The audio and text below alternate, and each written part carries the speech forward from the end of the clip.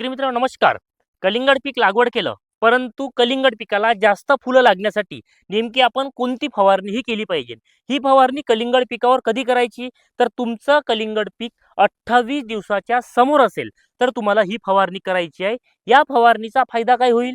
तर तुमच्या कलिंगड पिकामध्ये फुलांची संख्या वाढण्यासाठी, मादी फुलांची संख्या वाढण्यासाठी आपल्याला ही मदत होणार आहे.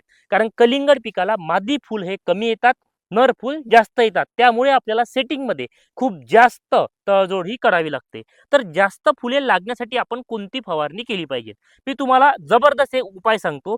सगळ्यात पहिलं म्हणजे तुम्ही याराचं बल्ड बिल्डर 2 ग्रॅम प्रति 1 लिटर पाण्यासाठी घेऊ शकता आणि सेनिफॉस 2 मिली प्रति 1 लिटर पाण्यासाठी तुम्ही घेऊ शकता. हे 2 झाले आणि याच्यासोबत तुम्ही फंटॅक प्लस किंवा झकास किंवा कोणतंही एक चांगलं बायोस्टिम्युलंट जर याच्यामध्ये मिश्रित करून जर फवारणी केली तर कलिंगड पिकामध्ये जास्त फुले लागण्यासाठी तुम्हाला ही फवारणी जबरदस्त फायद्याची ठरणार आहे.